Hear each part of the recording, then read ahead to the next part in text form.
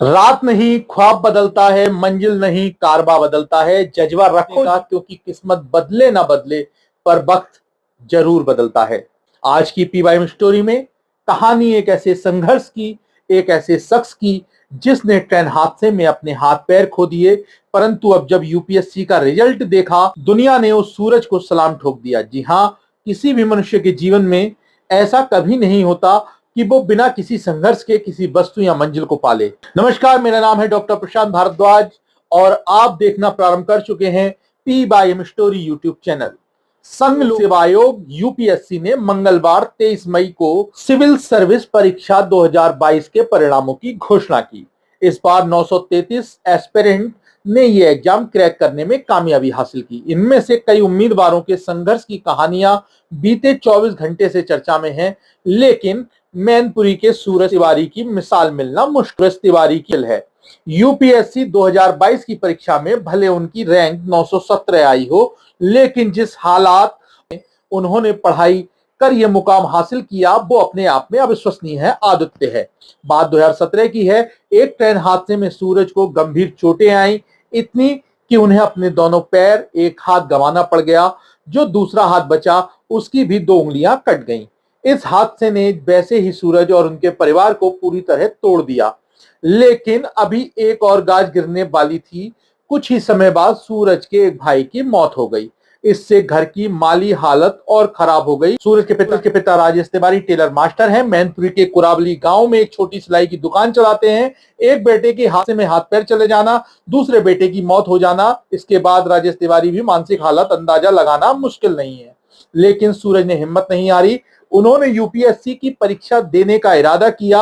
इसके लिए पूरी शिद्दत से तैयारी की। सूरज हर दिन 18 से 20 घंटे पढ़ाई करते थे। परीक्षा के लिए कोचिंग की फीस देना उनके लिए संभव नहीं था, यानी उन्होंने बिना किसी कोचिंग या एक्स्ट्रा क्लास के ये कारनामा कर दिखाया। पढ़ाई के लिए उन्हें सरकार से जरूर मदद मिली।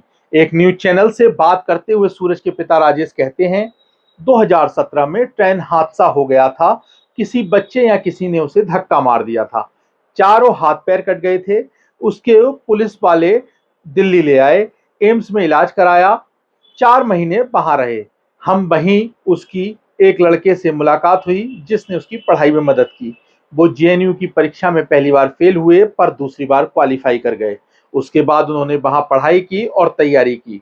शुरुआत में सिर्फ पढ़ाई की थी, इसीलिए बाद में कमाना भी प्रारंभ कर दिया। उसके बाद एक्सीडेंट हो गया, फिर सरकार ने उसकी पढ़ाई का जिम्मा ले लिया। को खुशी हुई, कई लोग आए। राजेश तिवारी ने यह भी बताया कि परिणाम जारी होने के बाद सूरज से मिलने एसडीएम समेत कई लोग आए। बेटे के एक्सीडेंट के बाद उन्होंने कभी ऐसा नहीं सोचा था कि ऐसा कुछ होगा। उन्होंने यह भी कहा कि हमने नहीं, पर उसने तो सोचा था। उसने कहा था कि पापा आप चिंता मत करो, अभी तो 3 उंगली है, अगर 1 उंगली भी होती तो भी हम आपका नाम नीचे नहीं गिराएंगे। और आज उसने वही करके दिखा दिया, इतना कि जितना सोचा भी नहीं जा सकता। सूरज की मां आशा तिवारी ने भी बताया, पढ़ने में सूरज शुरू से ही काफी तेज थे। बड़ा आदमी बनने की काफी तमन्ना थी। जनवरी 2017 को उनके साथ यह गया। इसके बाद चीजें बिखर गई थी। बड़े बेटे के गुजरने के बाद काफी दिक्कतें आ गई। फिर उनका एडमिशन जेएनयू में हो गया।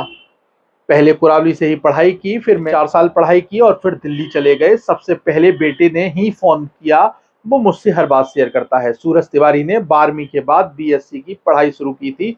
इसी दौरान जनवरी 2017 में गाजियाबाद में उनके साथ ये ट्रेन हादसा हो गया था, लेकिन सूरज ने पढ़ने के अपने जज्बे को जिंदा रखा। 2021 में उन्होंने दिल्ली के जेएनयू से बीए किया और बाद में एएमए की डिग्री भी हासिल कर ली। इसी दौरान उन्होंने यूपीएससी की परीक्षा की तैयारी भी की। यह तमाम जानकारी न्यूज चैनल एवं समाचार पत्रों, मीडिया प्लेटफॉर्म्स के माध्यम से हमने एकत्र की थी, जिसे आप तक एक कहानी के माध्यम से पहुंचा सके, आपको आगे बढ़ने के लिए जो मोटिवेट कर सके। हमारी यात्रा का हिस्सा बनने के लिए आपका बहुत बहुत धन्यवाद। हम वास्तव में अपने सभी प्रशंसकों, दोस्तों, पीवाईएम स्टोरी परिवार का हिस्सा बनने के लिए आपके आभारी हैं। अपने परिवार एवं दोस्तों को इस YouTube चैनल को और भी अधिक शेयर, सब्सक्राइब, लाइक करने के लिए बोलिए, जिससे हमारा परिवार, हमारी यात्रा और भी आगे बढ़ सके। धन्यवाद, नमस्कार। अब आप हमको फेसबुक और इंस्टाग्राम पर भी नीचे दिए गए लिंक पर क्लिक कर फॉलो कर सकते हैं।